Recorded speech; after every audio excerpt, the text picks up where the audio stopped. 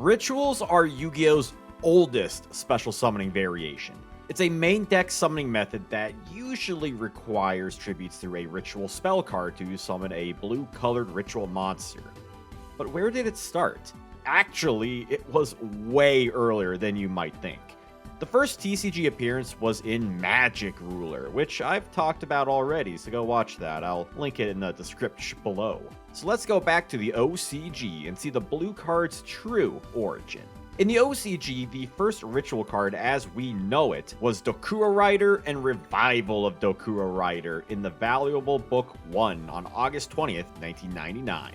As a card, it's nothing special in the Volume 4 meta. However, it is a special summon in an era where the idea via a card was limited with Monster Reborn and Elegant Egotist. Despite its attack being weaker than any respectable defender, it had humble beginnings, and it got ideas running for further releases in the year, like with Premium Pack 2. Of course, rituals were first created in the Yu-Gi-Oh manga, starting in Chapter 117 and being summoned in Chapter 118 proper. Black Luster Soldier and Black Luster Ritual was the first ritual in the series. It's important to remember that the Duelist Kingdom arc saw the game of Magic and Wizards as a shonen battle system rather than a trading card game. As such, the original mechanic saw Yugi only needing the Magic card to sacrifice weaker monsters to access the Gateway to Chaos in order to turn his guy the Fierce Knight into the legendary swordsman. This wasn't an instance where Yugi needed BLS in hand and followed normal game conventions, no. Now, a similar concept was already in the series, and it was called Fusion, playing one card to combine multiple monsters into a larger one. Rituals were used as a way to incorporate totally different creations instead of combining select ones together. For a mix of Kuribo, Griffor, and Gaia could only invoke a chimera monstrosity.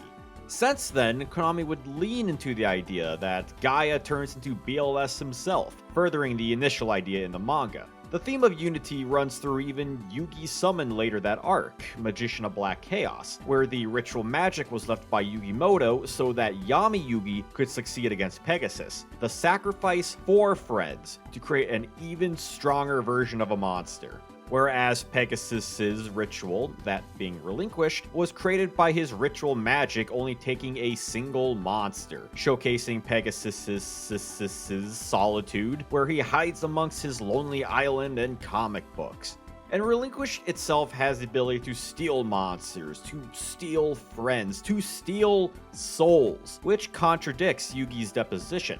And this is the crux of the inception of rituals versus the thematic idea of fusions, which was more of a fun shonen ability, as seen with Gaia the Dragon Champion, tying the ideas represented by Gaia full circle.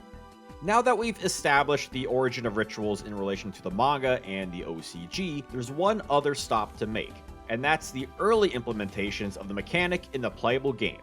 When the OCG was created, the playfield had a spot in mind for the fusion summon prior to the mechanic's physical debut.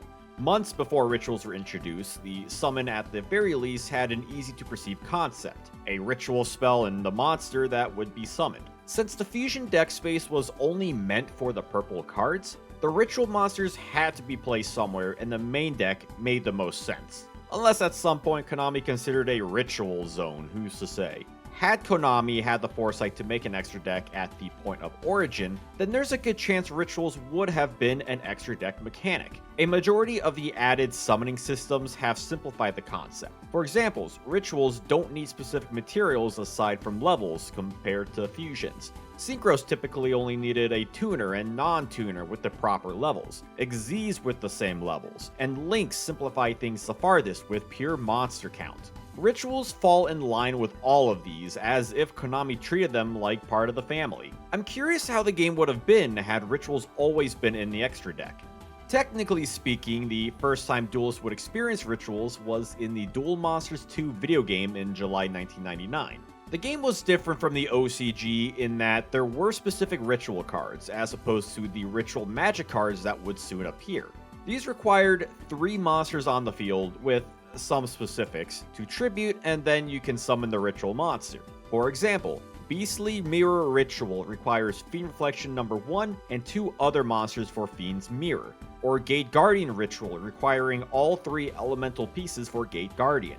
While tying it to the upgrade idea of the manga, the benefit of these ritual cards was that you didn't need to include the monster in the deck. Got out a strong monster, and the cards didn't use any deck cost, a card strength measurement system in the video game. If this was translated to the OCG proper, then in theory the ritual would require 1 extra monster, with typically 1 being specific, in hand or field to summon from hand or deck, and that you could still summon the ritual monster without the need of the ritual card, as that was more of a tutor. So you can see why the OCG simplified things, seeing how the game was relatively simple by mid-99.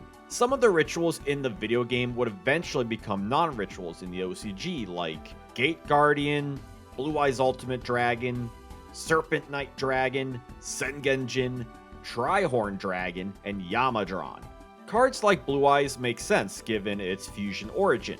Others like Gate Guardian and Serpent Knight Dragon are more curious as to why they were changed. Even cards that would become rituals were normal card trophies at the DM Nationals. Perhaps the Nats prizes were vanillas by default, seeing how rituals didn't exist yet, and Konami weren't quite sure how to implement them. Maybe Gate Guardian specifications didn't meet the conditions of a general ritual magic, or that the design philosophy of the video games wasn't the same as the OCG and remaining vanillas were meant for play, whereas rituals to this point were more collector's items, since 3 of the vanillas were participation cards in the Tokyo Dome tournament, and Yamadron was a specialty card in a limited edition set, compared to Dokuro Rider, which was an introduction to the mechanic, Magician of Black Chaos, which was already tied to the manga, and the rest were labeled as non-meta tournament bonuses. Makes you think if in another timeline the Metal Morph cards could have been rituals given their deck summon specifications.